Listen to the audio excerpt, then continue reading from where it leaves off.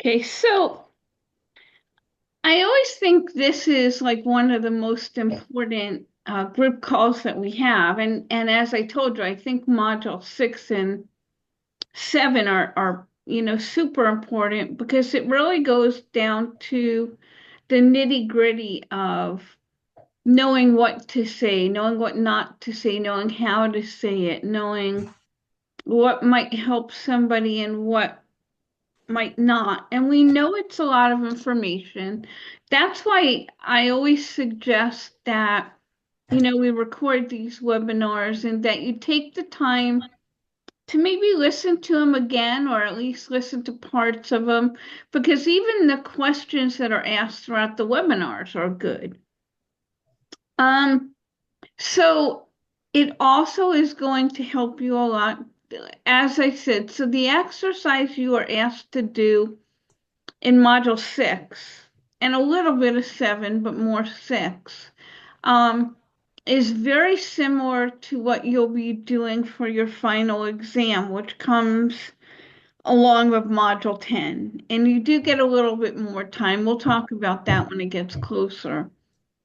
But you are going to want to review these webinars. You're really going to want to review the feedback that we give you for module 6 and module 7. And, I mean, it's normal. Some maybe are more experienced or more comfortable doing it. There were some really good ones. There are some, module assignments that could use some improvement. Um, I'm going to share a few things with you, and I'll be putting on these glasses and taking them off as I need to read my notes here. Um, but so let me say this. One of the things that people seem to misunderstand is this. Well, let me see. So when we ask you to do these scenarios, right, it is as if you had never met this client before. So you're taking it right from the very beginning. Maybe you've talked to them on the phone to set up the session, but you really don't know a lot about them. You definitely have not had a chance to support them. So a lot of what you're doing in these assignments and in your final is trying to gather information, right? That being said, um, there are things like the minimal encouragers that people seem to struggle with. And so I just want to kind of clarify that. And Connie, please jump in whenever throughout this whole call. Minimal encouragers really are just, they're not even sentences or they're very short sentences that are meant to get more information from what somebody has just said. So if somebody says something like, I find that when I see people with dogs now, it upsets me so much and I'm off for that whole day. A minimal encourager would be, can you tell me more about that? Or what would be an example of that? That's all a minimal encourager is. A minimal encourager is not like, um, did you and your husband get your dog together? Have you had him since he's a puppy? Tell me about your life together. Those are just like, I don't know, what would you call them? Just like information Information gathering. gathering, Yeah. yeah. Yeah. Very different than a minimal encourage. Another thing, with paraphrasing, right? You want to try to change the words around. So you don't want to use exactly the words that somebody said.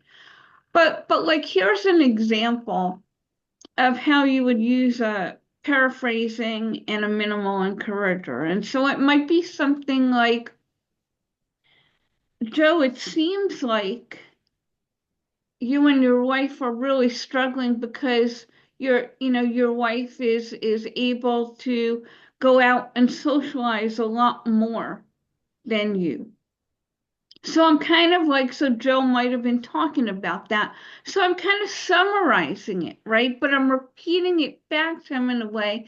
And then I may say, can you tell me more about how that makes you feel? That's the minimal encourager. Okay. So I hope that helps to clear it up a little bit. The other thing two other points I really want to share is please remember that, well, maybe 3 points, that unless you are certified and trained to do cognitive behavior therapy, you cannot do cognitive behavior therapy. You can definitely use cognitive reframing, but you can't. Cognitive behavior therapy is much, much more involved than cognitive reframing. That's why we kind of call it CBT light. That's our little nickname for it. Same thing, you cannot do EMDR therapy.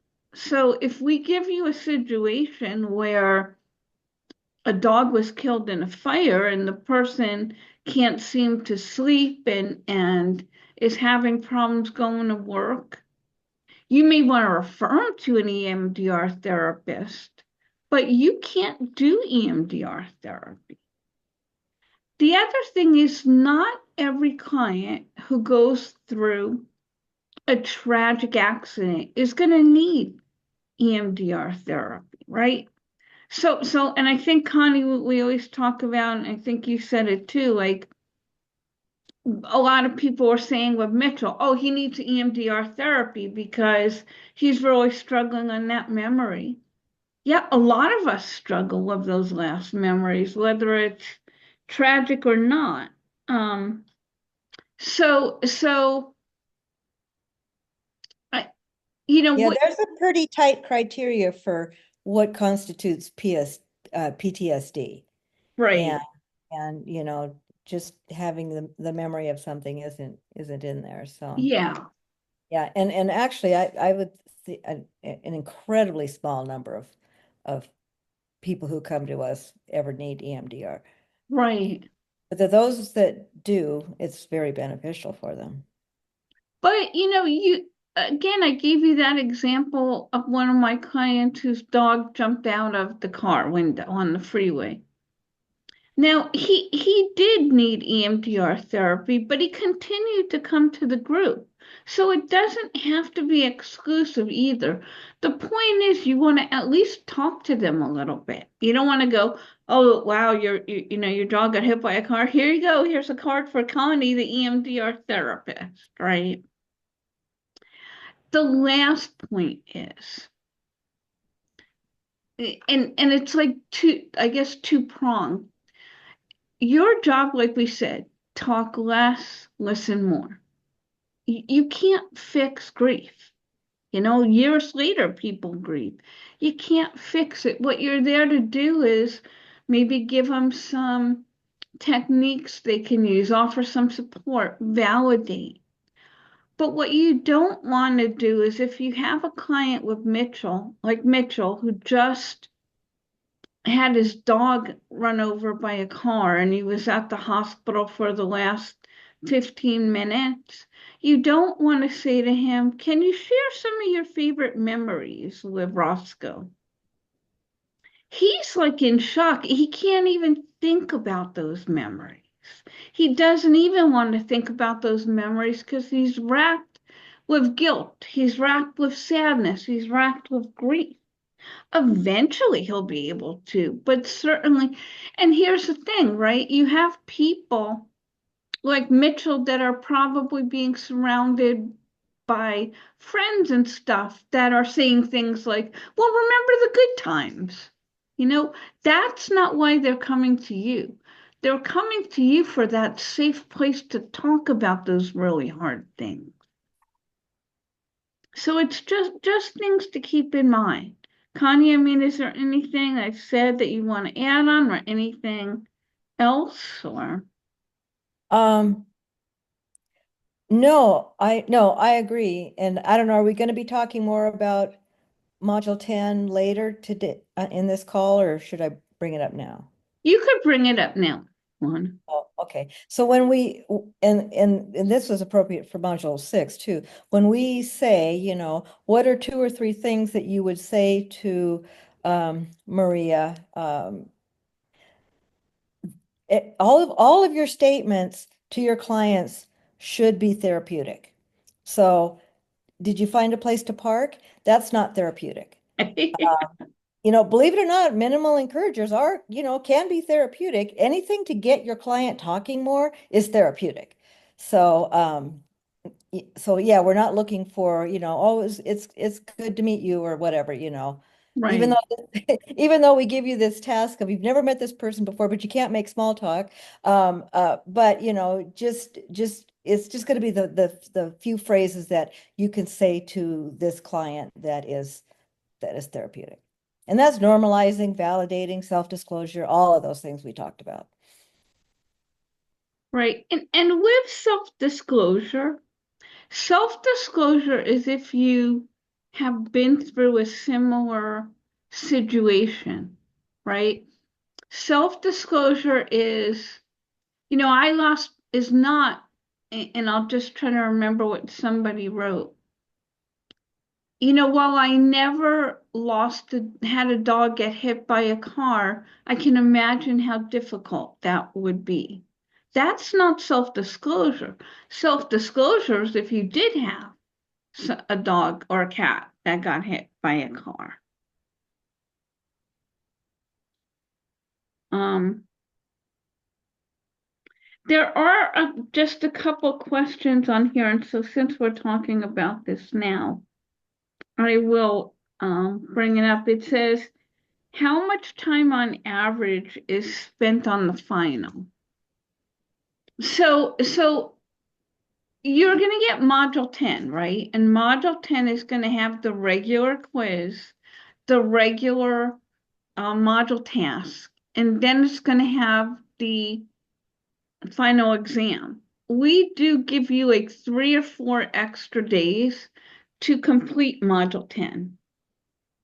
Um, I mean, I'm not sure how much time is really depending on how much time you put into it, but we do give you a few days extra to complete it. Yeah, and the module task isn't a really hard one, No, so it's easy. don't worry about that.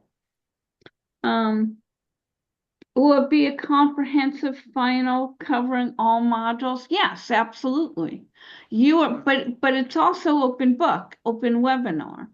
So you will be able to look through anything you have to be able to answer those questions.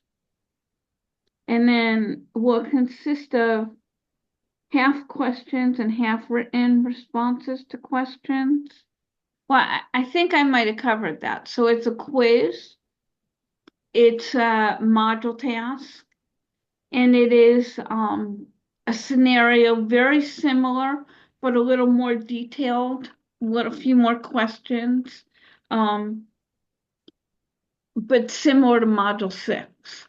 So again, read through carefully your feedback that you got on Module 6.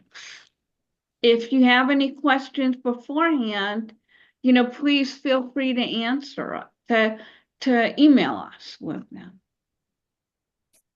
Okay. Is there any questions on anything any comments, questions?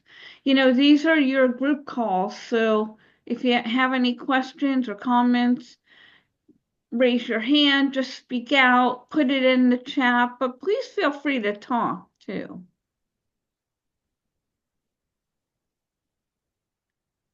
Did we completely freak you out? Now everybody's afraid to say something. Well, and the other thing is don't overthink it. Yeah. It's not going to Just be think that hard. about how would you want to help somebody? I always say when you help somebody or when you're going into a session, think about what would you want somebody to say to you? How would you want them to support you? And that could be a guide to how to help somebody. So we're gonna get into, and I had hoped to kind of categorize these questions, but it was a crazier day than what I anticipated. So I'm gonna try to um okay, there's two more questions about the final. One says, what should we focus on in preparing for? I think we answered that pretty much. And how comfortable do we have to be with the theories and techniques?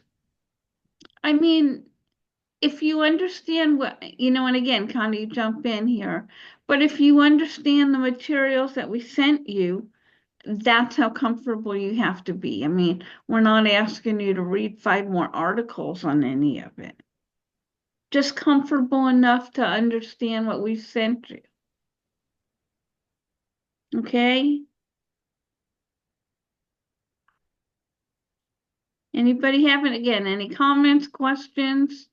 Now's the time, and then otherwise we'll go on to another topic.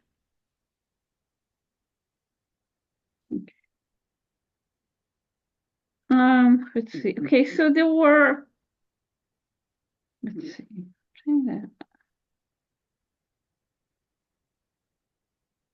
There were several questions about doing groups and individual sessions. So I'm just going to go through them here. One is, how do you navigate in either individual or group sessions someone who keeps asking you about your personal experience to see if they can relate or if they want to know more about us and steering it back to them? And you just kind of said it at the end. That's what we're talking to about having really clear boundaries. So if somebody, people may ask you, like, how long have you been doing this? How'd you get started in it? That for me usually comes when I talk to somebody about joining a group or setting up a session. Um, if they were to ask you about that, I might spend a moment or two. But then I would kind of say, well, let's talk. I want to make sure we focus on you and Roscoe, right? So you may have to a couple of times, two, three times, because part of it may be, and it may be conscious and it may be subconscious, that by asking you questions, they're not dealing with stuff that they need to deal with. So you may just have, and you may even say that to them if it becomes an issue. Is like, I'm wondering, I have said to people, I'm wondering if you keep diverting from that topic because it's difficult to talk about. And then I'll say it is. Grief is really hard. Connie, do you want to share anything? I mean, how do you? Yeah, I agree. Yeah, and whoever wrote that question, you answered your own question, it's just Yeah, self-direct back. Although easier said than done, and so like Sandy said, just a very brief, like, yeah, how are you or whatever. I think some clients want to have this feeling that they're not alone. And so, that's kind of where a support group would work well for them. And I think Sandy's right. They just don't want to talk about a really difficult subject. So yeah, and I mean, again, you can say something like, yeah, I lost Maz to cancer. I can relate to you. But again, I really want to focus on you and Roscoe, or you and Fluffy. I was trying to use a different name, but and you may have to say that a few times. And then they'll start going, oh, okay, they're really not going to start talking about themselves a lot, so I may as well deal with this. Um, in terms of knowing more about us, again, I tell people more in the when I talk to them about setting up a session or stuff, I don't, again, clear boundaries. I don't share a lot about myself. It's not really appropriate to. Yeah, if I get clients who ask, like a specific question, do you do this or whatever, I'll say something to the effect of, yeah, a lot of pe people do that. You can do the many people, so you're Yes. focusing on I do that. Yeah, a lot of people do that, or a lot of people think that way, or that type of thing. You can kind of divert it off of yourself. How do you deal with a really difficult and challenging or angry person in a group? I know you gave us information, or if someone is taking up too much time or making it all about them, but wondering on angry or combative people in groups. That's why I do the screening call first. It does help me kind of see if they're, because I'll say to them, I'm sorry for any loss that you've been through. Did you lose your dog or cat? Or if you want to tell me a little bit about them now, I could see if they're not willing to talk, right? I could see if they get really angry with me if I start talking to them about anything. I do make it a point, and I think I said this during the webinar. One of the things I say when we have a new person in the group is I kind of go through how we run the group, but I always say something like, when we're going through this loss, it's very easy to be very sensitive about what's said or how it's said. So if anything is said that upsets you at all, please feel free to come to me after the group and we'll discuss it. But we want this group to be about compassion rather than confrontation. Hopefully that'll help. Um, if you have somebody, like, if you've done your due diligence and if somebody does seem to be somewhat disruptive or really angry and stuff, we can't stop the group and ask them to step outside, right? So we've got to do our best to kind of subvert it or again, even say something to them like, Connie, it seems like you have a lot of anger inside. Let's you and I,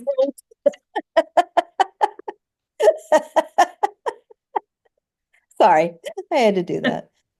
let's you and I talk about that after the group, or if they react harshly to something somebody said, I could say, all right, I won't use Connie.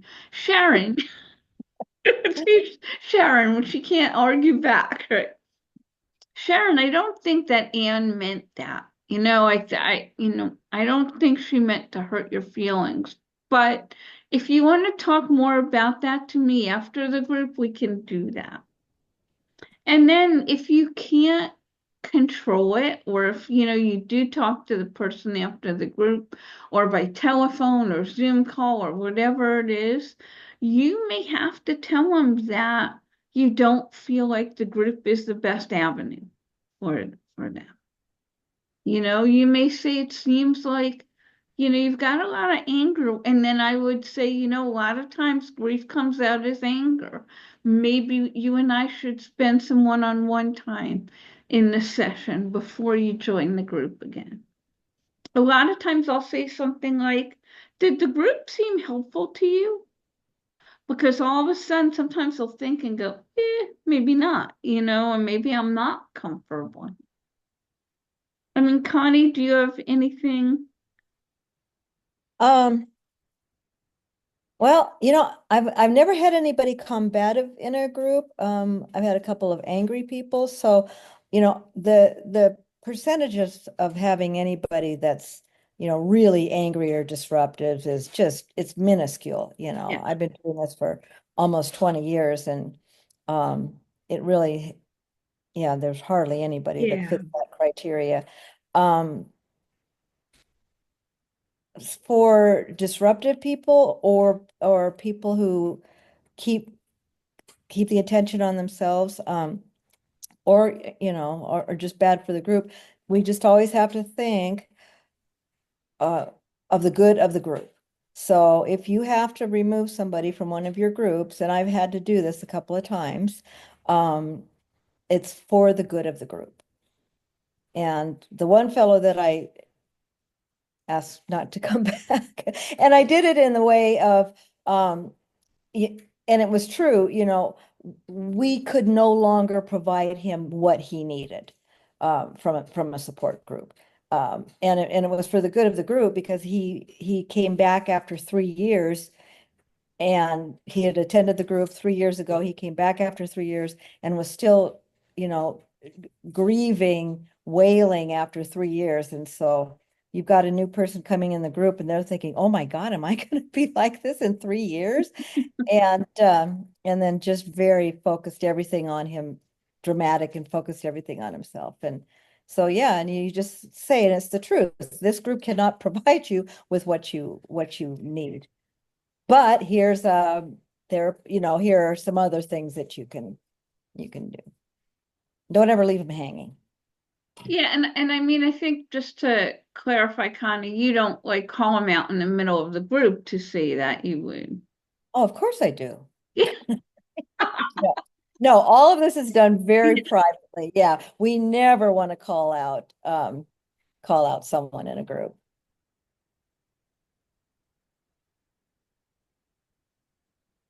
Did I see somebody's hand go up? Or maybe you were reaching for a drink or something. I I think don't know. so. I think so. And again, if you have any comments or questions, we want this to be your time. So if you have a question, if you agree, disagree, don't do that. Don't do it a little differently. Let us know. And also, if you do have somebody who is having some anger issues in groups, this is where some of your resources can and referrals can come up. You can say, like Sandy said, it looks like you're experiencing some anger. Here's a good article. It talks about how to, address that. And, you can kind of support them outside the group as well. Yeah. I think I saw something here. Let's see, for someone just starting out, would it be better to start with individual sessions or group sessions? That's, yeah, that's just your personal preference. I think we talked earlier that we thought group would be easier because you could kind of spread the responsibility around, and groups really just kind of run themselves after a while. But it would really just be your personal preference, what you feel most comfortable with. Some people don't feel comfortable facilitating a group. And again, that's where referrals would come in. Let's say now I happen to love groups, but let's say, somebody wanted a group and I don't really do them because I don't like doing them, or I don't feel comfortable with them. I would give them Connie's information in our groups. Connie, was there something else on there? Yeah, yeah. What if you're working with someone regarding pet loss, but it's very obvious that they have some other mental health issues that they may or may not be aware of? How do you make them aware that the other issues may be complicating their pet loss recovery? Um, it, and again, it won't happen a lot, but it does happen. And I'm very upfront with my clients because I think it helps the most. So if somebody was dealing, let's say, with I'm being extreme here, okay? Let's say somebody uh had a violent loss, of a family member shortly before the loss of a pet, or even a year or two, and never really dealt with it, and now they're, a cat had cancer and passed away, and they're having these horrible nightmares, or it's really affecting them, much more or in different ways than you might expect. Um, and they keep bringing this up, right? That's how you know. I would say, I'll use Anne now, because I don't want to pick on Connie. Um, Anne, that my heart goes out to you. That's so difficult. I don't deal with that kind of trauma or that or human bereavement, but I have a great person I would really love to have you talk to. Here's Connie's information. I'll take them. Okay. So that, I think if you're open up and upfront, it's the most helpful. I mean, Connie, what do you think? Yeah, absolutely. Refer away. Most of my clients that have, some other mental health issues, well, I would say all of them realize that they do, and have been in therapy or are in therapy at the same time. So um, it's and grief does worsen a lot of, your depression. You can be more anxious. Yeah, makes Yeah, everything or same thing, if it's a couple and they weren't getting along before they lost their dog, and now with the loss, it's getting worse, and they keep talking about, he never lets me talk, he never understands, again, I've got a great LMFT that I would love you to talk, I don't deal with that. And again, a lot of times I will share with you because I do have that PhD behind my name. People think, oh, she's a therapist. She can do it all. And it's like, oh, no, I can't. It's like, no, no, no, no, time out. nor do you want to. Exactly. Exactly. So, Oh, see, I think if there are serious mental health issues like delusions, conspiracy theories, it can be challenging. Boy, I've never had a client with real delusions. I Unless, have. oh, in, in, in pet loss or in oh, some of your other roles? Well, so because I work in the hospital, they don't become my I am like, you need mental health services. But I'm thinking Elizabeth might be asking that kind of thing. What if there are other things they're not aware of? So I've had people I've interacted with because they need help making decisions around euthanasia, but it's very clear like they're uh have conspiracies around someone who killed their pet or like made them sick or things oh, like that, in which case I wouldn't be providing the pet loss support. I'd be saying, hey, I think you're going through a lot. Would you be willing? And like one time a client said that they've been to the hospital before, but they still have no awareness. So I don't know if that's what Elizabeth's talking about, but I don't think we should be providing the pet loss support for those Yeah. clients. They need to be referred no, out. no, right. Yeah. Yeah. No. Wow. I don't think I've ever had a Right. client like that. I mean, yeah. No, I mean I think for me, and I don't think I shared this story, so I'll share it quickly now. And this is what Connie and I were talking about also about sometimes you have to tell people, sorry, the group's not for you. So I had a couple come in because they had lost their dog, and they were taking a long time to decide whether to cremate or bury. And the dog was in the freezer, basically, which, was a little odd, but they were doing okay in the group. The woman had seemed to have more problems, but she shared that she was going to a therapist. So I was like, okay. And then about 6 months later, they lost another dog, and they had seen their dogs. And she hadn't talked about this first dog in the freezer for quite a while, so I thought they had taken care of it. And when they said this other dog had died, they said we put I think Coco alongside Charlie. I was like, well, where do you put your Haagen-Dazs? No, I'm sorry. Yeah, but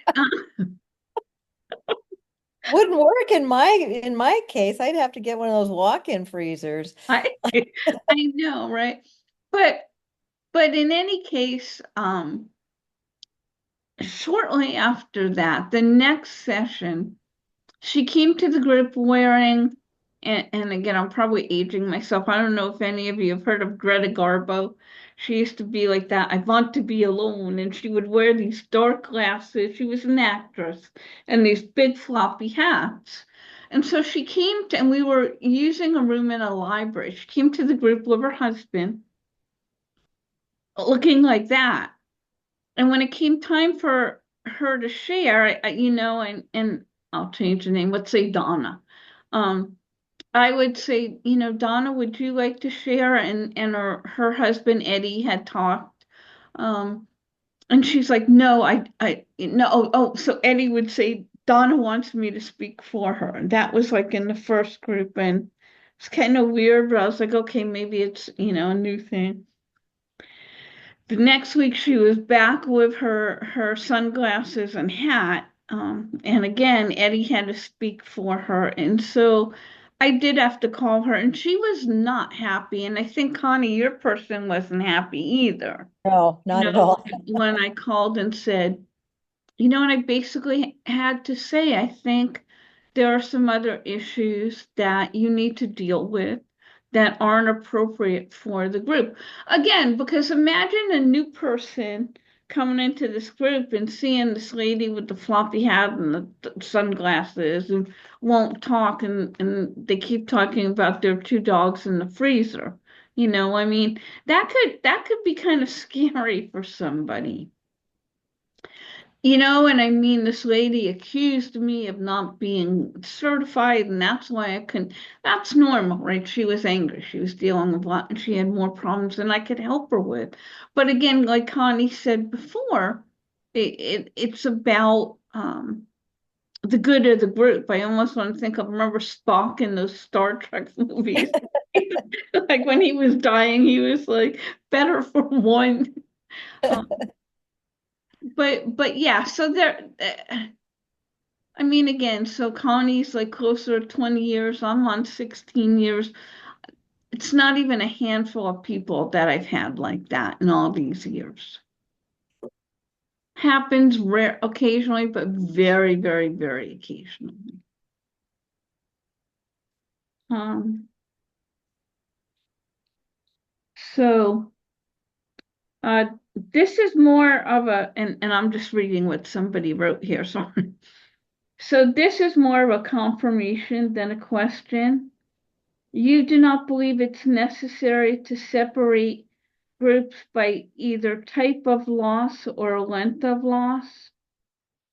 So I'll start with the second part. No, I absolutely don't think you should separate, like, so I would never, for me, have a group that and say, okay, only people that have like, a week to 3 or 4 months come to this group, then maybe like 3 months to 6 months come to that group, 6 months to a year. And the reason I don't do this, and Connie and I talk about it all the time, that's the magic of the groups. The magic of the groups happen because you have somebody who's really new come into a group, and they see somebody who is maybe 9 months down the line talking about, when I first started, I couldn't even go to work, or this happened, and now I'm planning a memorial for Charlie. So the beauty of it, and the beautiful thing is, and I think we talked about this in the webinar, you will have people like who in the beginning they come to the group a lot, and then maybe they'll start coming. I've had people come twice a week to my group. Then they'll start coming like once a week. Then they'll start coming once every other week. So maybe when it's 6 months, they're only coming once a month, you know. Again, this is just generalizations here, but a new person comes in and they start trying to help the new person. And sometimes they can do more than I can because their loss is a lot newer than my loss of 16 years ago or 17 years ago. So, Connie, is there something there that we should address or I'm just answering it. okay, Um, yeah, I'm just answering it. okay. And then same thing with type of loss. Um, like for missing pets, it would be really hard to have just a group for missing pets unless you did it maybe once every other month because you don't get as many of them. Same thing with behavioral euthanasia, although I would say if there was any group that should be by them, not themselves, but maybe need a little more time, it would be that one.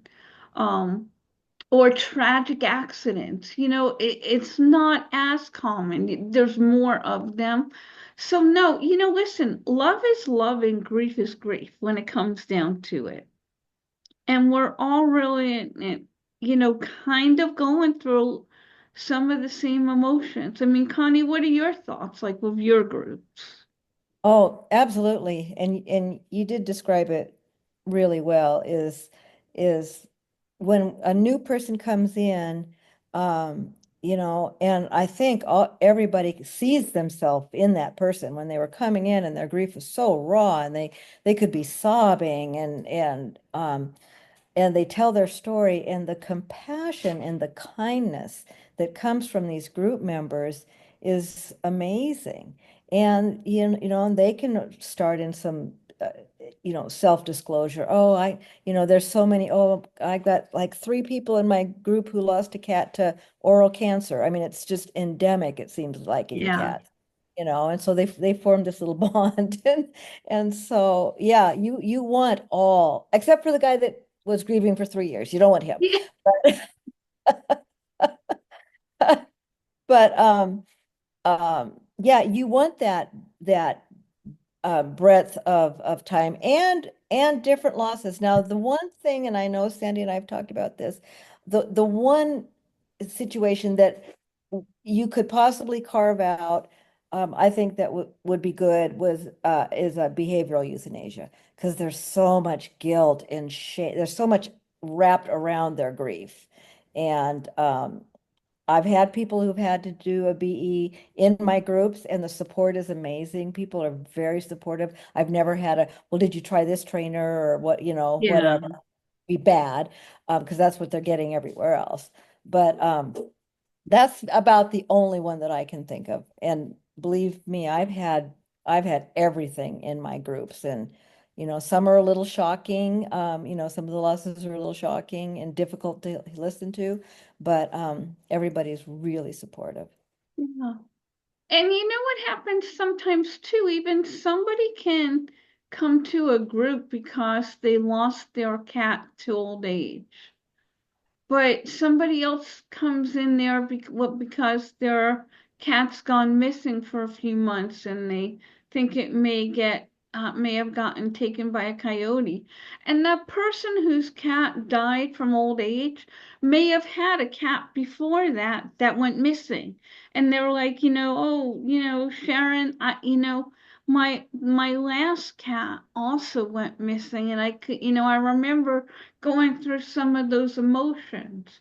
So that's why you'd want to separate it out either, but definitely not by time, because I think that's where people get most of the growth from is by listening to people that whose losses are longer than theirs and seeing that they can laugh again, that they could smile again, maybe that they'll get another pet again eventually, or maybe not. Yeah, the ones in my group that have, been with me the longest, they generally come just to listen to the stories and to provide support. Yeah. They're just there to hold space for those people who need to talk a little bit more. And, they'll share a little bit of their story to, so they can relate. And it's just a really nice thing.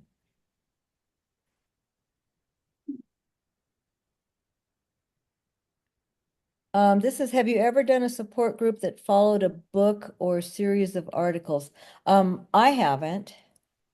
I think, are you talking more of like an educational? And I think I remember we talked about the psychoeducational groups where you'll do like a one series of groups just having to deal with guilt, or one Yeah, series of groups just having to deal with anger.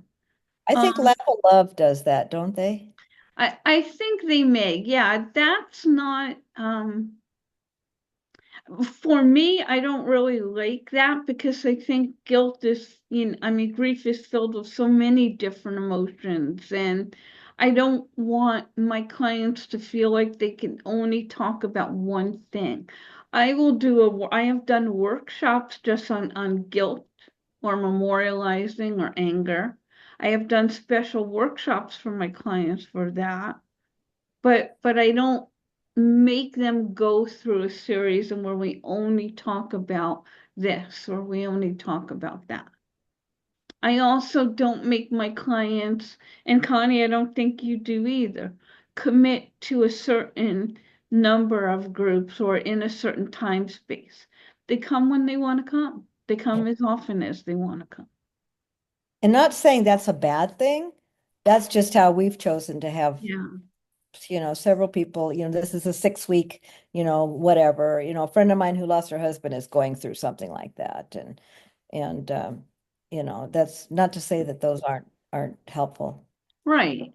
I think it's just a preference, how do you prefer to, to run your group? Yeah, I think that's kind of a good idea to, if you wanted to do it centered around a book,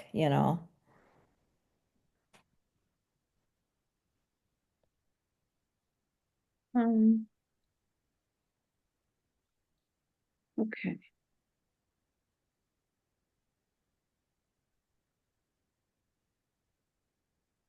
Okay, this is a good thing.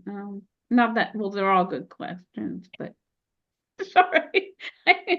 This is a gooder one. It's a good one. You mentioned a lot about listening more, talk less, and letting clients tell you what they need. Can you share more on that? If we don't direct or support them, what do we do? How do they tell us what they need? You guys actually, what do you sit up all night thinking about these? I know. Um, yeah, and I will admit, in some of the module 6 assignments that we saw, it sounded like you were trying to fix somebody, like you're trying to say like it would start out well, like a comment might be, it's very understandable that you're feeling angry. And then, but then it would go into, anger is often just a symptom of grief, and it will start talking about anger and different exercises that you can do, and all the person said was, I'm feeling a little angry. You know, that's what I'm saying. Like, let them tell you, and Connie, I may not be saying this right, tell you more about what they need. Keep your statement short. So Yeah, if you had said it's very normal for people who are going through this grief to be angry, stop, take a breath, count to 10 or 20 or whatever it is, and see how they react. yeah, You know, and a lot of times they will tell you more, and then you can answer them. But you don't want to. So validation, normalization are good techniques, but you don't, when you start doing it for everything they say, it starts becoming less effective, right? Almost like how Dr. Wolfelt talks about the bobblehead where you're always nodding. After a while, the person's going to think something's wrong with you because your head keeps going up and down, right? Um, it becomes less effective. That's why you need different techniques. Connie, I don't know how it, like, can you share more on how a client tells you what they need or? Well, and when you mentioned that, normalize their anger, um, just by normalizing and validating their anger, that can go a long way in diffusing their anger. Because, we see so many people come into the group or individuals that say, "Am I going crazy?"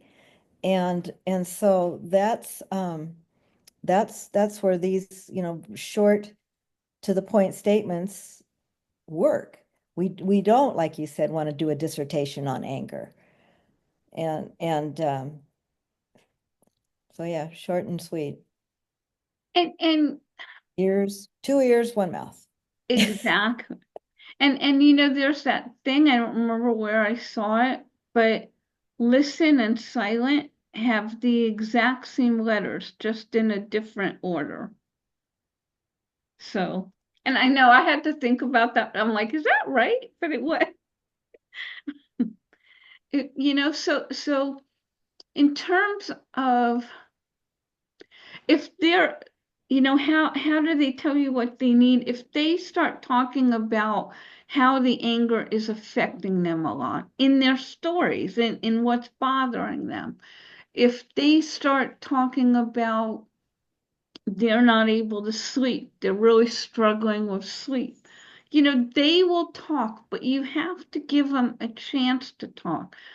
As you could probably tell, me and Connie, and I think all of us in the chat do more of the companioning, which I think most people actually in pet loss do. And it really is a skill to talk less and listen more, because we have people who come to us who are really hurting. And so the normal tendency for a compassionate caregiver is, I want to fix them. But again, they already have people at home going, I want to fix you too. Go get another dog, or it is like, let's do a memorial, or trying to say things that are going to kind of put the band-aid on it.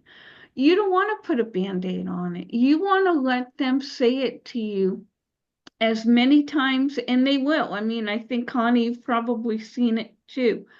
In group after group, they may say kind of the same thing because they need to get it out. They need to talk about it. And the more they talk about it, it's like a balloon filled with air.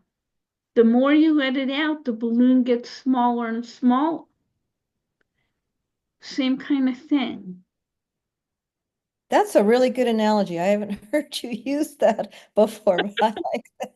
I like that. Thank you. I'll have to remember that one myself. Yeah, yeah. And we're also kind of a culture that likes to fix things. And so we're just like, but I can say, and so like Sandy said, count to 10 and also the use of silence. We talked about this earlier. Now don't use on your final, I'm going to use silence and then don't write anything. We'll take points off on that. But that because it's uncomfortable, because we're just so ingrained to just fill all those spaces with words. And so, practice that too, because it can be uncomfortable, but it's therapeutic. And sometimes by allowing that silence, it allows your client to think about what you've said, to think about a thought that they want to say, and they're trying to come up with the right words. So it gives them that pause. Maybe they want to take a drink of water. Maybe they just want to take a deep breath. Allow for that. It's okay.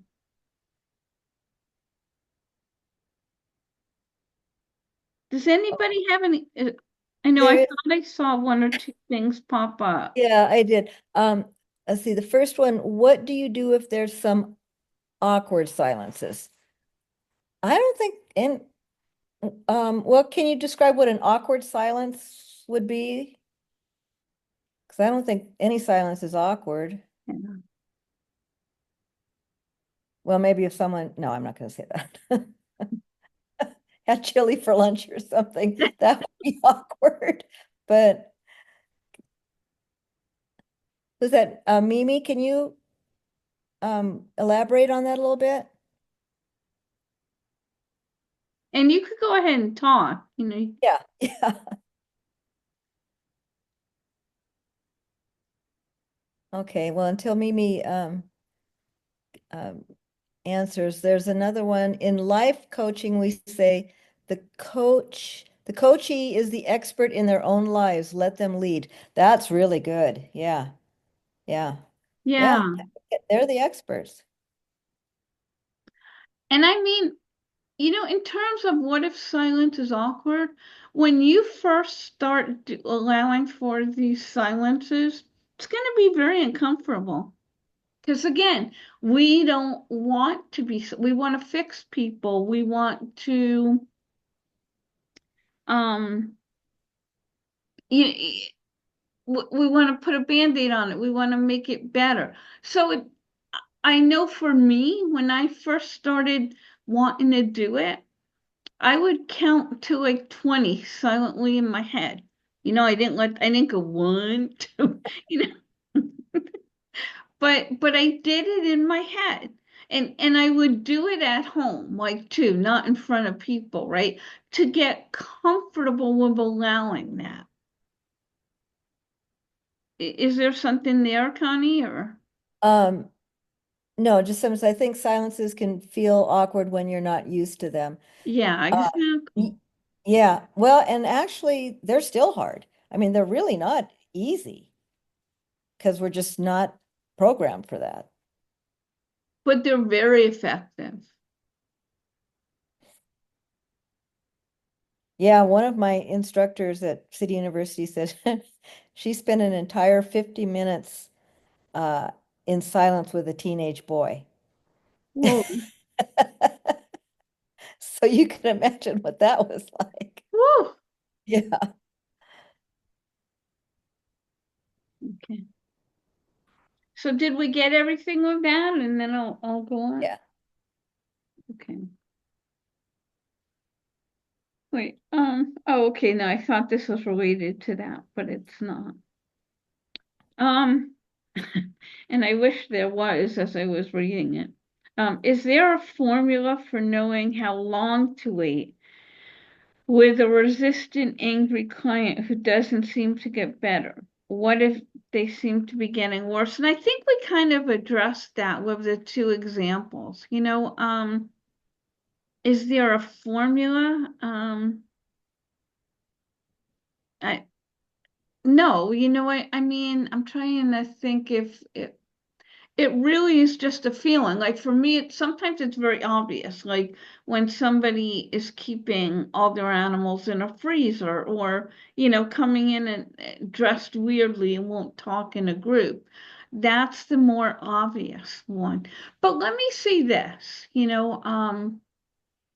as Connie and I have shared about, and Connie, like I said, has a few years more than I do, the world of bereavement, and I started out in human bereavement for a couple of years before I went to pet loss, has changed so much in right. I mean, kind of even, you know, and I always say God bless him for what he did, but I know you know what I'm good. We started out with a man who really believed um that nobody should be, I don't know, Connie, like in a group in the chat more than like 4 or 5 times, remember? And he would in his organization like kick people out of the chat rooms. Yeah, it was more than that. I think it was like maybe 80, but I mean, it was a lot. But Yeah. yeah, it was.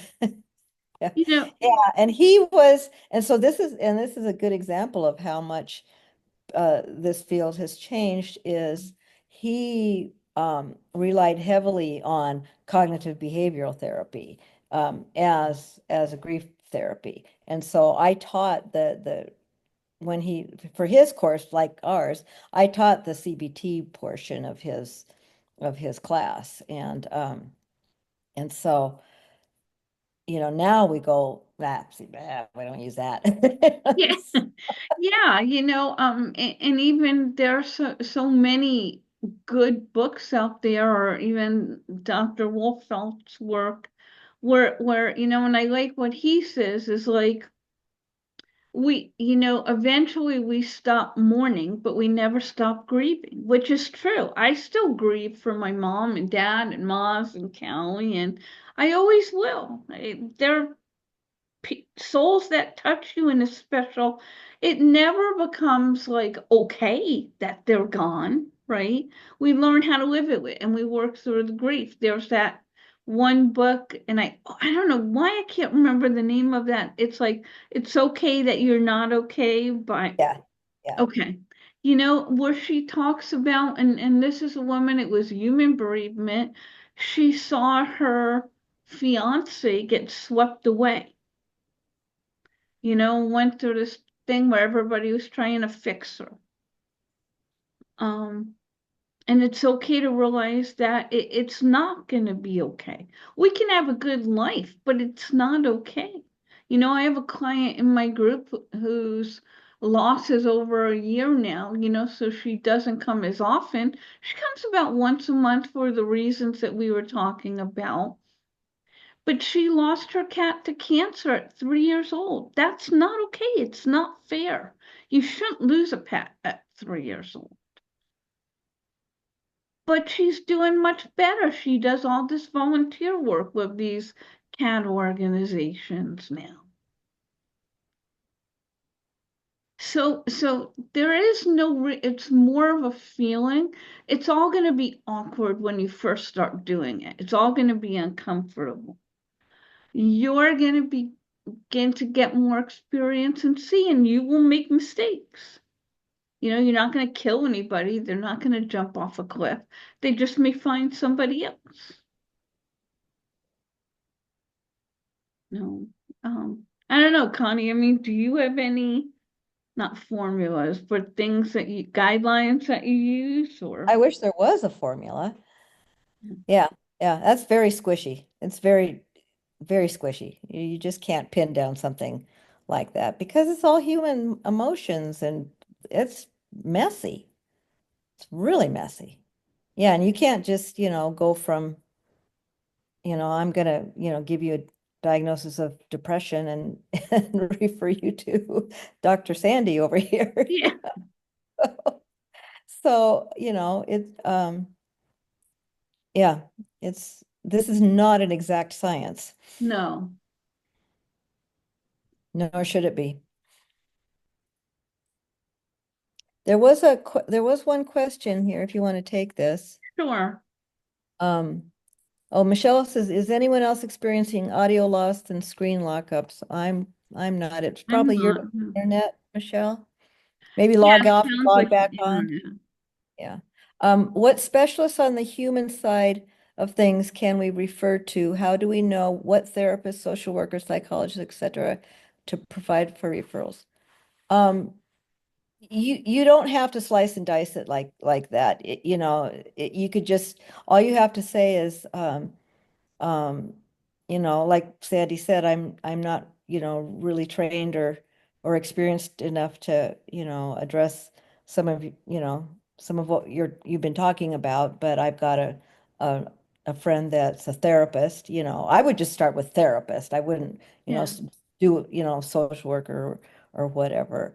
Um, there's directories that you can, like Better Psychology Help or Today. yeah, that you can refer to. Yeah.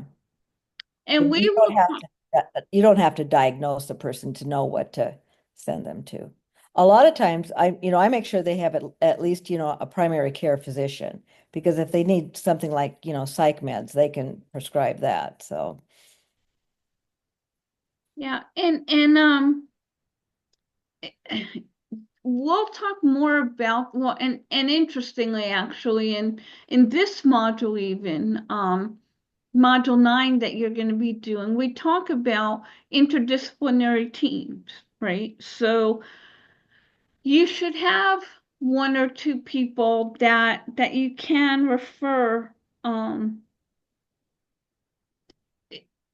like, and maybe again, we'll talk about this in the bonus module, looking in your area for a therapist who deals with human bereavement. And so you will maybe contact them, have lunch with them or coffee, and maybe that's somebody. And I have a couple people, a marriage and family therapist and a child psychologist who refers people to me for pet loss because she doesn't really do that. We'll talk about marketing and networking in the bonus module. But something like Psychology Today, you can even find people there, and then maybe you will be able to develop a relationship that you'll use. Connie, was there something there? Or? yeah, I Elizabeth said, let's see, I had a dog who I lost to nasal cancer a few years ago. She stayed in the freezer at my office for several months because I just wasn't ready to let her go.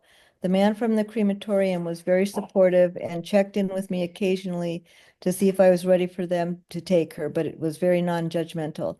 I had to figure out what words I wanted on the box of her cremains. Yeah, that can take some time. Yeah, and that wasn't and Elizabeth, I'm really sorry for your loss. And I just want to say that wasn't so much the case with the woman that I gave the example of. I mean, she was really just going to keep those dogs in the freezer for that was their final resting place.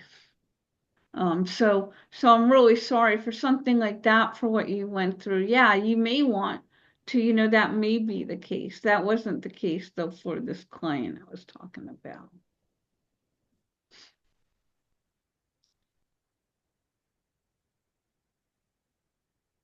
N- Nothing else in chat. Does anybody have any questions or comments?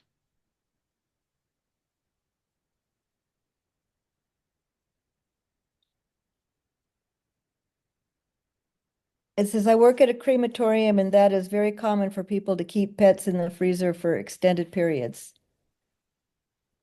Well, I think what Sandy said is it wasn't just the keeping the pet in the, Right.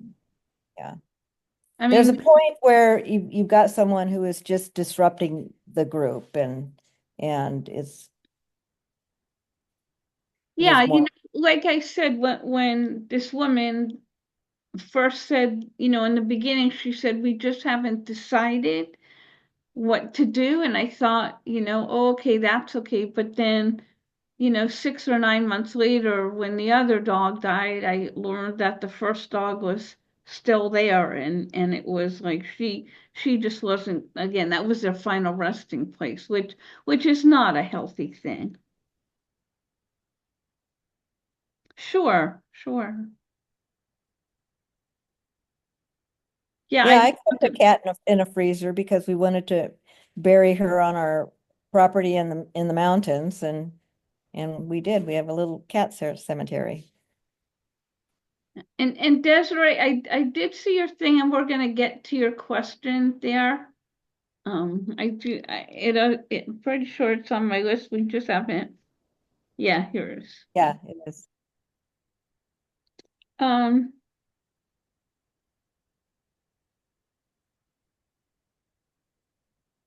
okay. Here's a good question. Do you tell a client what they need, individual or group? You don't think everyone would benefit from an individual session? How do you know what to suggest?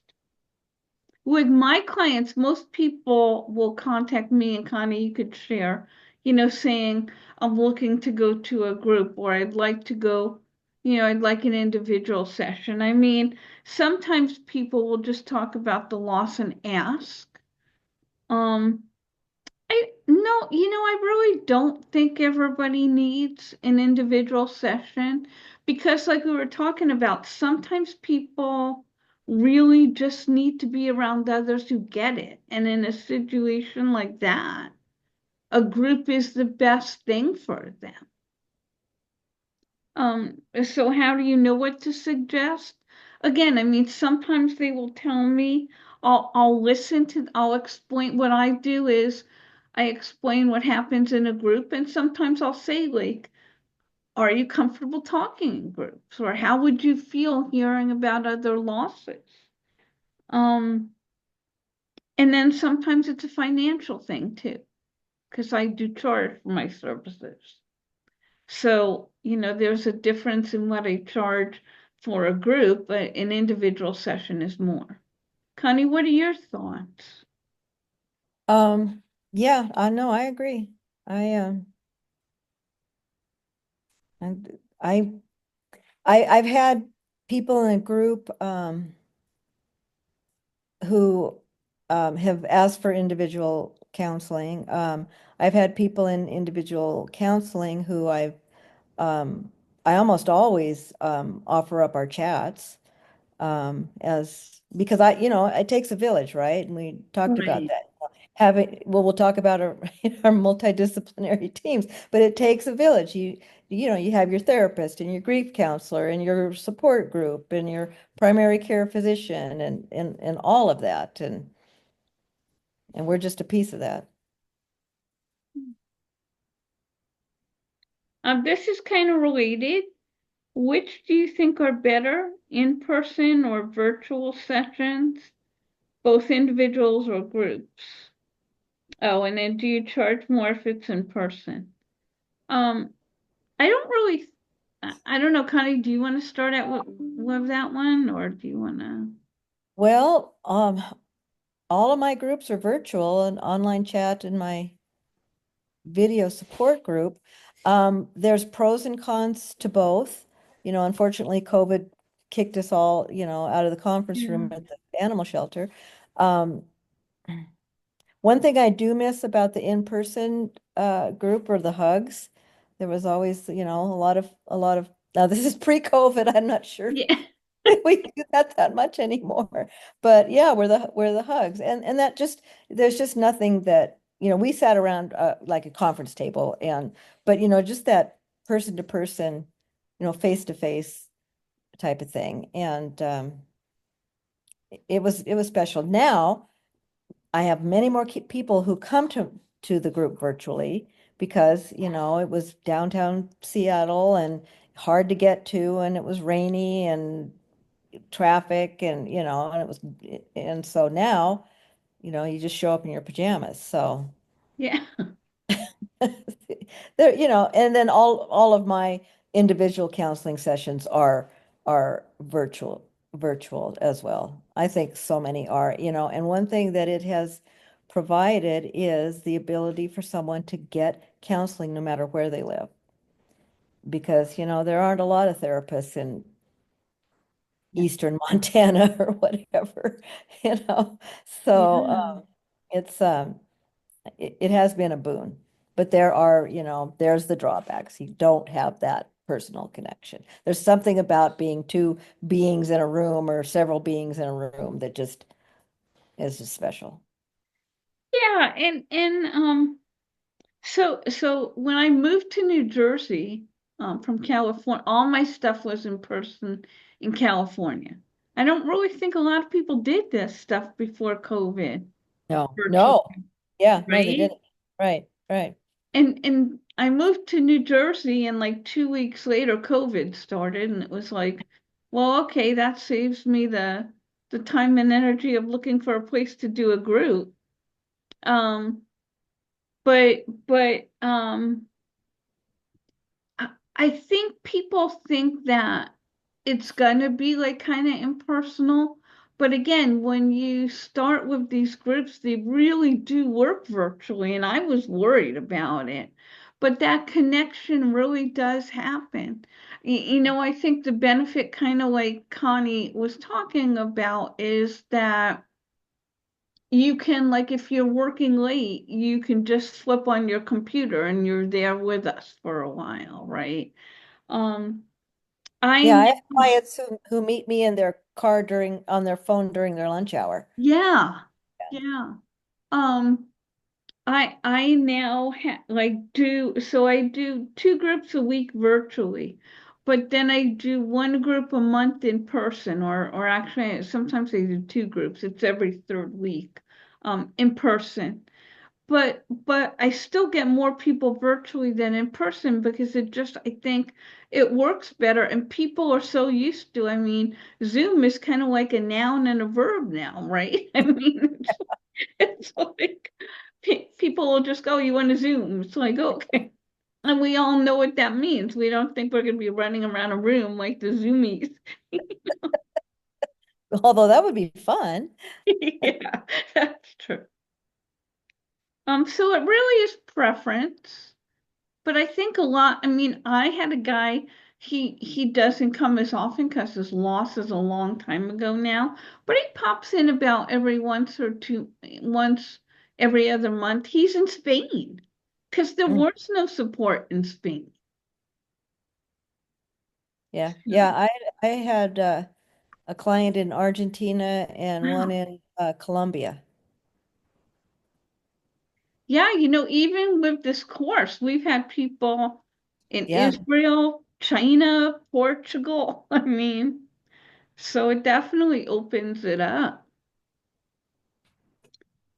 And and now, Desiree, what we actually are at your question. I'm sorry, it kind of came at the end here. Um, and I'll just read it. It says, as a veterinarian, I struggle with what to say surrounding the time of euthanasia, during euthanasia, and afterwards. To ease Mhm. owners, we talk about if they've been through it before, which I think is really important. If they haven't, I explain the process, so important. During euthanasia, I never want to overstep my boundaries or shadow their emotions as their pet is transitioning. I let them know they can talk to their pet. I reposition myself to be near the catheter. Um,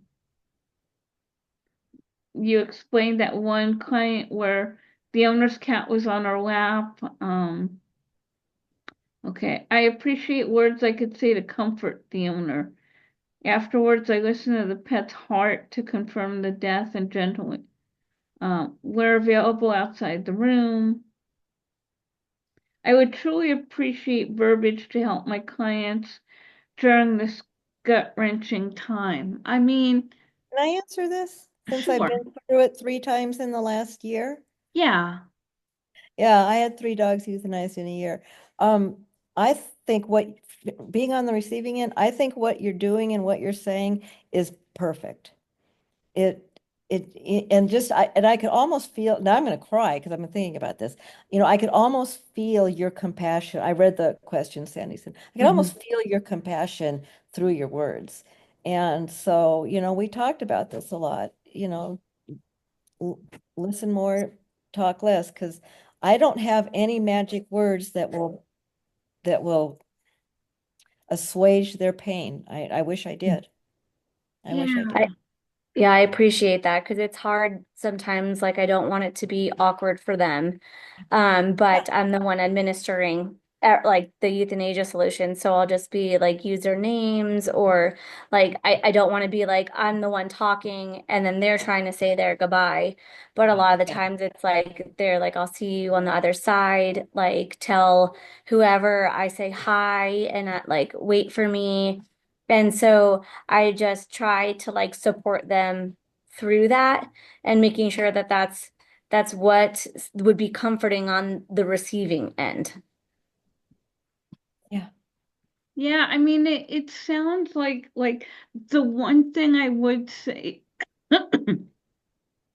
is the importance of explaining the procedure. beforehand Mhm. if they have, because there are clients that, they really believe that it's like when you give that medicine, it's like a heart attack, and the cat just like, or dog just, like screams out in pain or something. They don't know. Mhm. A lot of times I had a client that lost her senior cat, and the doctor didn't tell the client that the eyes were going to remain open. Mhm. And so she really believed that her cat was just paralyzed and wasn't really dead, and they were going to Goodness. cremate a cat that was alive. Mhm. That's petrifying. Yeah. hmm And I'm sorry you had to go through so many losses, Connie, in just a short span of time. And it's really difficult, especially, I mean, three, that's a lot. And I've had owners where it's like 2 weeks between Yeah. two animals, and it's weird that they go that way and that, soon. And Yeah. so it's just so hard to go through. Yeah, and so pretty much everyone that euthanized our dogs did it, pretty much the same way you did, although we did have them come out for two of them to the truck and do it out there because they were hmm very old and frail. Um, and I think I think the where what meant most to me is the vets that I had gone to for quite some time and knew my pets very well, and so I remember our little border collie, when he was euthanized, he was very dehydrated, and she couldn't get the vein for the hmm sedative, and she kept apologizing to him. Oh, Andy, I'm sorry, Andy.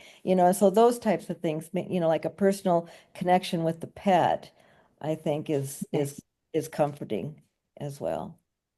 Yeah. If I could jump in as somebody who also lost her soul dog, my daughter, a year ago, the vet was very, very, very good at explaining to me the process, which was super important. Also kind of told me worst case scenarios, things that could go wrong, hmm just to let me know that sometimes it's not always a perfect transition. Obviously, I was hoping for it to be a perfect transition, and Yeah. it wasn't. It wasn't. Mocha really fought back a little bit, and it was difficult. I actually was asked to leave because I was probably making it worse.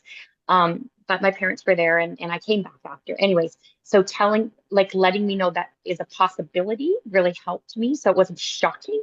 It was just upsetting, but not shocking. Um, the other thing that I found really helpful was um, I'm going to say this vet maybe wasn't as compassionate as I would have liked her to be, but as a compassionate person, having somebody make me feel that they really understand the pain I'm going through. Like the compassion, I think is just really important. Like there's nothing you're going to be able to say or do to take the pain away, but to know that Right. you actually understand the pain I'm going through helps.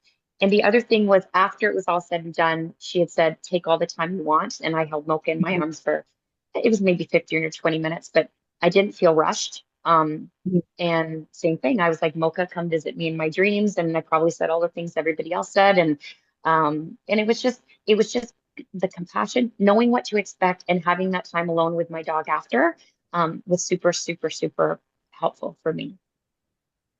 Oh, and also they had a difficult time finding a vein as well. And I will tell you, this helped me personally. I, because some people I think when they're putting their pets down have doubts if it's the right time. And Mhm. because she had a difficult time finding a vein, she said, I will say I'm having a hard time finding a vein. Um, the veins keep collapsing.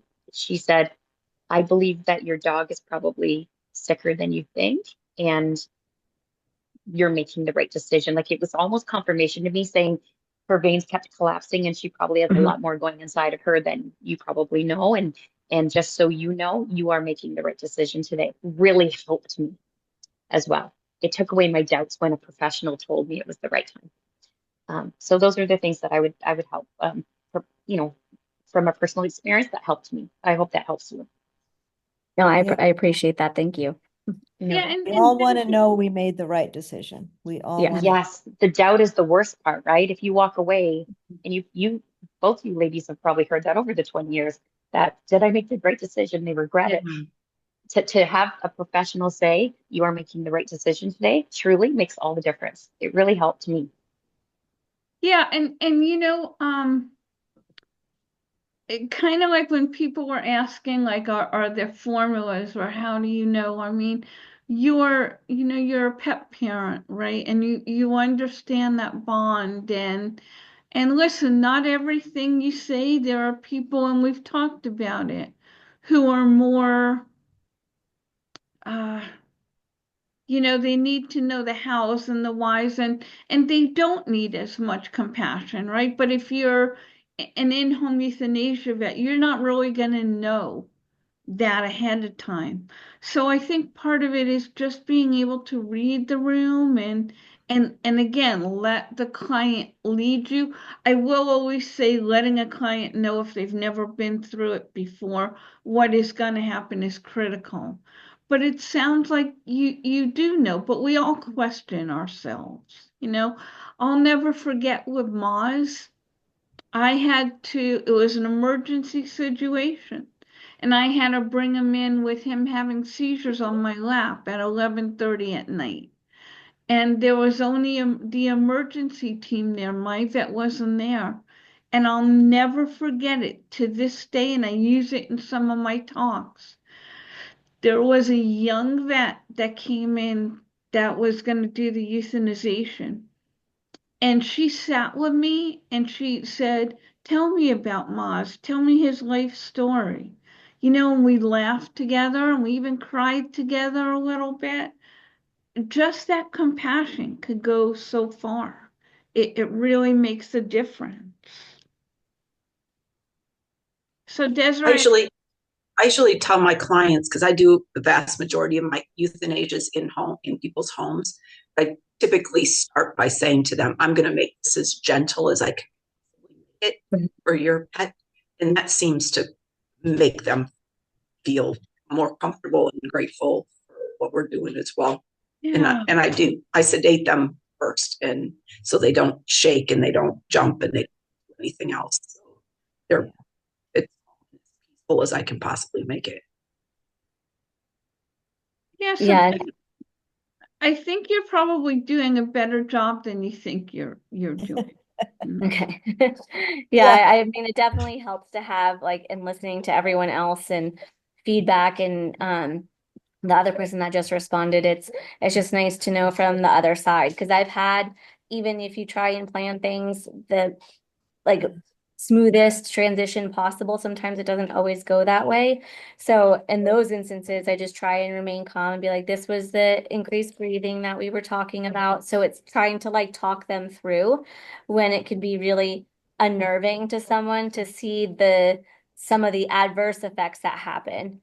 Or in your case, Sandra, like seizures are really difficult too. And I've had a dog where it's like we need to make a decision of what we're doing, and it just everything is like very fast paced. And so you're trying to be like everything's in a whirlwind for them. And Yes. so Yeah. trying to make it where it kind of calms everyone down, but like paying attention to the client and what they're scared about, what their needs are, trying to make sure you're meeting those when you're going through this and having to say goodbye in such an abrupt fashion is difficult. So I appreciate the feedback. Thank you. Of course. I just wanted to add one more thing, if that's okay. So my Mocha had a stroke, well, a brain injury anyway, a year before she passed away. And since her brain injury, she used to be a really cuddly dog. She went from being really cuddly to absolutely, I want to say, developing claustrophobia. It's the best way I can describe it. She did not like to be restrained. So wrapping her in the towel to be able to perform this that was the difficult part. It wasn't necessarily that the process was, there was an issue with the process. It was that she had to be restrained while they were trying to put in the IV and everything else. Like it was just a really uncomfortable. She was crying and it was really hard. But it had nothing to do with the veterinarian services. It was just Mocha's inability to be able to sit still anymore. So it just made it really hard to hear her screaming and crying because she just didn't want to be restrained anymore. It was that part was really hard. But again, it wasn't part of the professional process. It was just, you know, who she was at the time. My poor sweet baby girl. Mm-hmm. I'm so sorry you had to go through that, Simone. And again, I think sometimes too, that's where when you can, explain things as a vet, whether it be like, because I know for me, like, I was like, oh my God, is he in pain? What, with the seizures and stuff. And by this vet saying, no, he's not really with it, and explaining what was going on. Or I'll be honest, when Callie was euthanized that night, her lungs had filled up so much with fluid that after they euthanized her, she actually sat up and coughed for a second. And I was like, oh, like, I thought she was, and again, the vet explained to me why that happened, that it was just a reflex. But I think if the vet hadn't sat there and talked to me for like 20, 30 minutes afterwards, it would have haunted me. So, We're not all afforded a good death, yeah, humans or animals. We all want that. We all want to die in our sleep at 104, and we want right. our cats to live to 25 and, but be Yeah, perfectly healthy up until the day they die in their sleep. And nobody gets that. no, no. So we And, just and- oh, and one quick thing, some of the most angry and or traumatized people we see individually or in groups are those where something happened at the euthanasia. yeah, And because it's very traumatizing for people. And so yeah, as much as you can explain on the front end, the better. yeah, definitely. We just have a couple of more questions. Actually, there's just two more. Um, It says, with this certification, can we offer support to vets and rescue professionals? And it's interesting that you're asking this question right as we begin to talk about compassion fatigue. And so there's two parts of it. So as you'll read, many people who are caregivers and especially in veterinary rescue work deal with compassion fatigue. That is a separate certification. It's more advanced knowledge is what, I've been doing that work for, I guess, probably since 2012. And while there are some similarities, there are some really important differences too.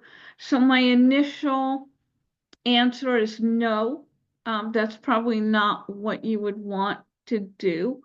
Now, in terms of offering, and I do this as well, I think I put in that email that probably I'd say really like about 25, 30% of my individual clients or people in the veterinary field or rescue professionals. And we do talk about their own losses or their own grief, or if there's tough losses in the practice that they just need to deal with because they've known a pet for a long time.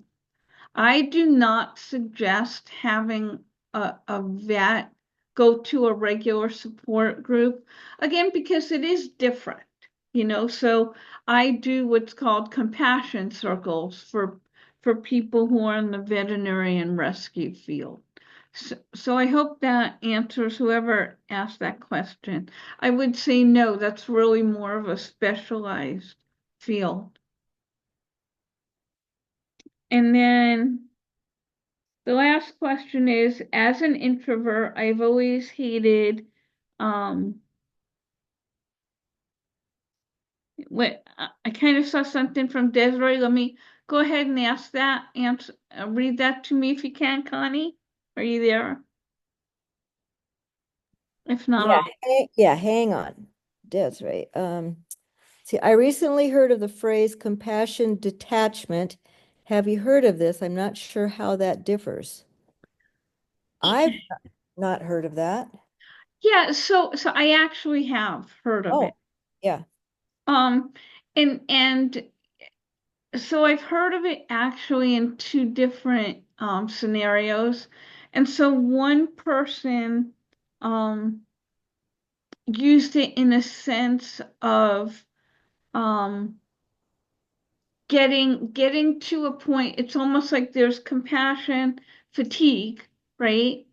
And then that point, almost like burnout, I would say, where you've gone past that and you can no longer, like, so seeing a puppy doesn't really affect you. Like somebody said in the rescue field, and I actually, or sorry, the shelter environment, I do have a client right now who is a euthanasia tech.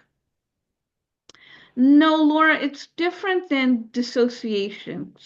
Similar in a way, but so when you're always having to euthanize, right? And it's just part of your job. You, I guess I wouldn't call it dissociate because that's a little different.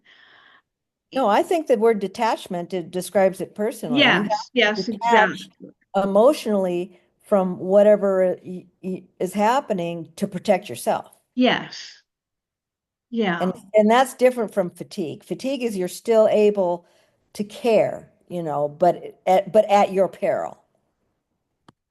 I would say that, and you'll read more about it in this module. I would say detachment really is kind of very close to when you're at that point, and Connie, you could agree, like to burnout, where it's just like it can be somewhat hard to come back from it, because and again, about 3 or 4 months ago, I did a webinar for a group of shelter professionals, and boy, that's a really tough. Well, Connie, you work for that shelter or volunteer for the shelter, and I don't know if your shelter is no kill or not, or I don't know if any of them are actually all no kill, but um. I think if you work, like I said, with this client, like I said, I have right now, who is actually a euthanasia tech. So she's in there 4 days a week helping, or 3 days a week, whatever they do it, um, with these euthanasia. And I would say that's detachment. And and it's affecting different parts of her life. So she's seeing a therapist too, and I'm also working with her. Um, but detachment, like Connie said, it's different than compassion fatigue. Compassion fatigue, you can kind of do something about, Yeah. there's self-care, so it is different. Yeah. Yeah, the little shelter that I walk dogs at, they have they do euthanasia for behavior issues, aggression, and they regularly have adoption celebrations. So the dog walkers will get together and we'll go to the local tavern and have a beer and pizza.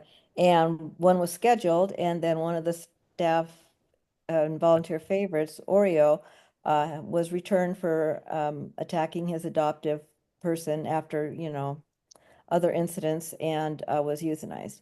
And so they canceled it. And I wrote to the organizer, I said, why don't you go and meet anyway and share stories about Oreo and just have a little wake, raise a toast to a damn fine dog and and start that healing process because he was a favorite. And this has happened to, several times. It's a lot of times it's the staff and the volunteers' favorite. And boy, that is tough. And so you stop, so you're not going to get your heart broken. You put up that wall and stop caring. Or you quit your volunteer job, which is Yeah, what which is what happens as well.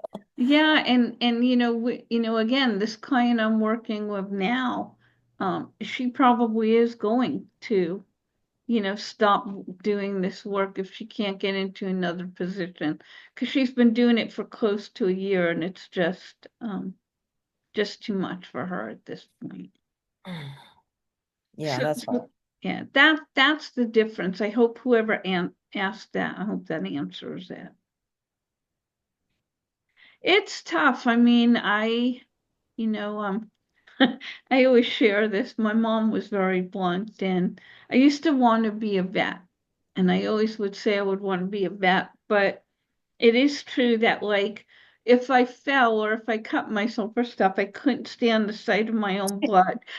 And so my mom's like, Sandy, how you gonna be a vet? You pass out when you fall. You know? I wanted to be a vet too until I figured out it was more than just looking into a cat's ears and going, hmm. That's all I thought it was. I had no idea.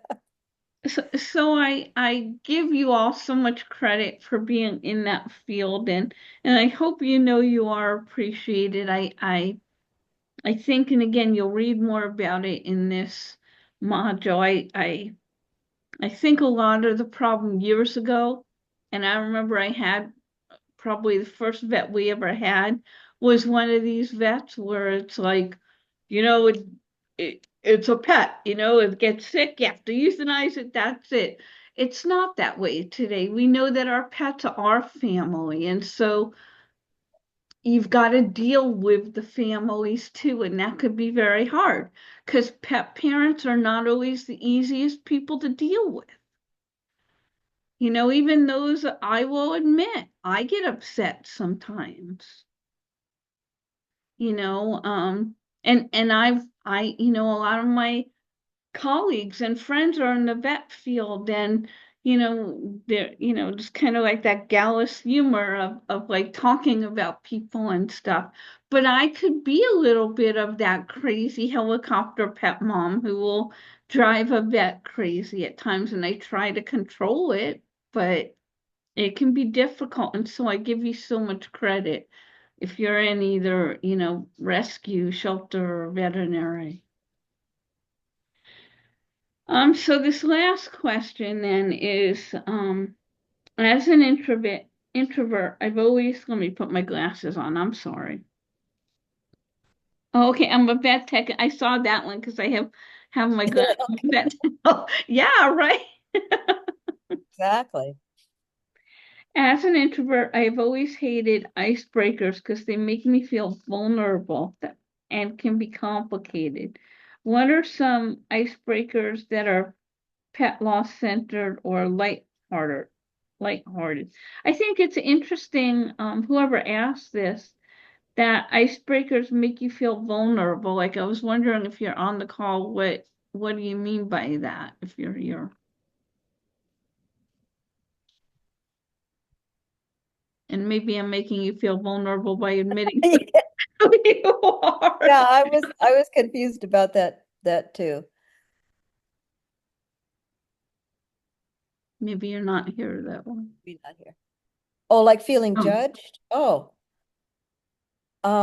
boy, well, icebreakers are just supposed to be just very short, non-committal statements, so I don't know how that could make someone feel judged.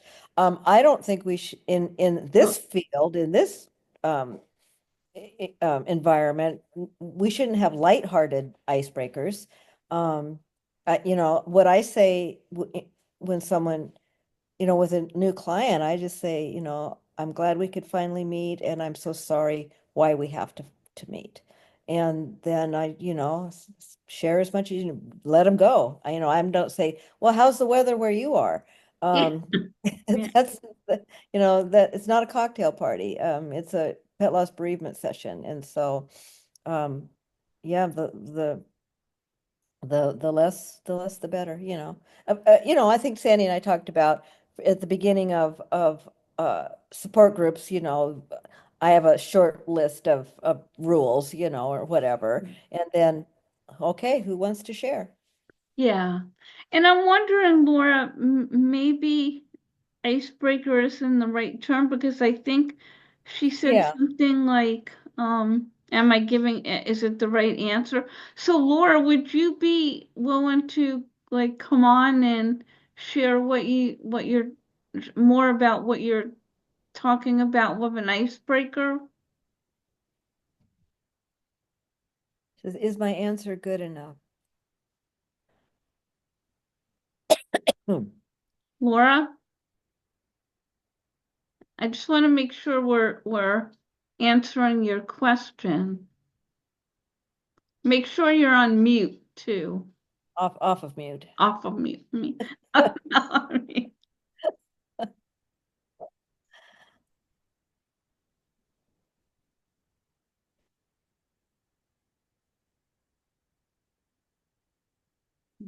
Oh, I guess I'm thinking of other groups where you have to say something interesting about yourself. Oh, well, yeah, that's not a pet loss support group. Yeah. We don't do that. So yeah, we don't go and say something about yourself. Yeah. Oh, Yeah. okay. I think you're saying like in a group. Maybe you mean like, do people in the group have to like share something about themselves? They usually go right into their loss.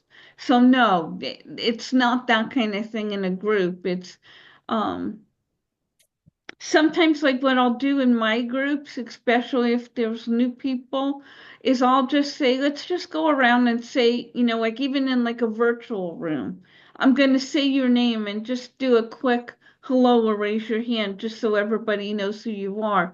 But it's not anything like we have to share anything about yourselves. Yeah.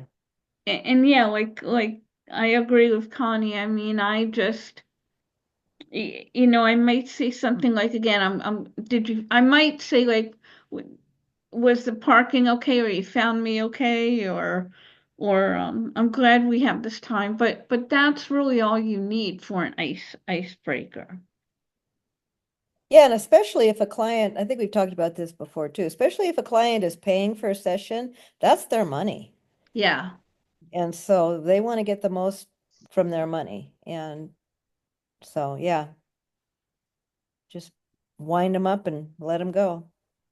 I mean, I will say too, and we have this often in our chats, right? Again, and sometimes it's done because people it's hard to talk about this stuff. So they'll say, my dog kind of like looked like a wolf, kind of like in Red Riding Hood. Did you see the latest movie with Red Riding Hood? And all of a sudden they're talking about a movie, and it's like, uh, yeah, I did, but let's talk about Wolfie or whatever, like what was the hard part about that? And you have to bring them back to it. Yeah, that can be hard when your group members are starting to use the room as more of a social hangout. And I have that in my virtual group and in our chat. Now, Yeah. in my virtual group, um, the topic almost always is on pet loss. And it's just kind of organically that works that way. Everybody is very respectful of the time that we have. And so, it's always on pet loss. A little harder to do in the chat. I think maybe there's something about looking at someone or Yeah, there's just something that keeps them more in line or something. I don't know. But I yeah, agree. the chats can just veer off and man, you got to get a lasso it and pull them back to pet loss. And that's not always easy because you can have somebody there who lost their pet 9 months ago or a year ago and so they're kind of, already, they've already told their story multiple times.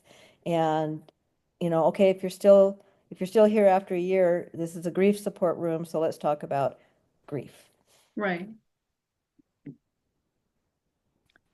So looks like that's all the questions that were sent in. I hope it was helpful. Is there any other questions that came up, or again, you agree with, don't agree with, or concerned about?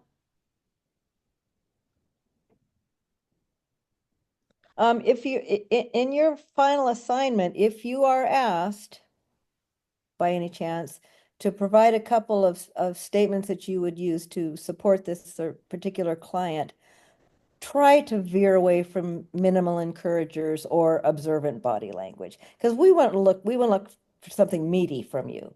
We want to Yeah. see, we want to see how you can validate this person's loss or normalize this person's loss or, you know, something other than, mm-hmm. So, Or I yeah, would shake my head. I would shake my head, I would nod my head. Yeah, yeah, yeah. Give us a little bit more beef in our cheeseburger. Exactly. What was that? Remember that Yeah, commercial? where's the Where's the beef? beef? Kind of like that. Yeah. Yeah, where's the beef? We didn't ask for a vegan burger. Yeah. Um, although, and again, the goal, as you've probably seen, there are other courses that where you just read or you just, this course really tries to let you start to feel comfortable, with supporting somebody or that's why we have you do those interviews.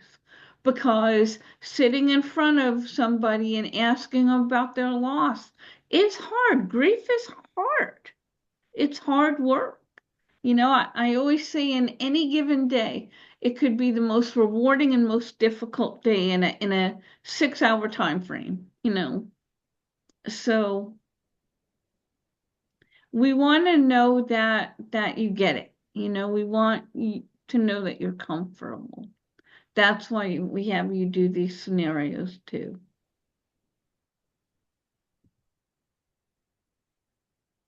Anything else? Nothing in chat. Okay. All right. Well, have a good evening, everybody. The recording will come out like early afternoon tomorrow, and let us know if you have any questions. Yeah, don't overthink it. Yeah. And Connie, if you could just stay on. Have a good evening, everyone. Bye, everybody. Yeah, I'll stick around. Thank you, everyone. That was a really great session. I appreciate your time. Sure.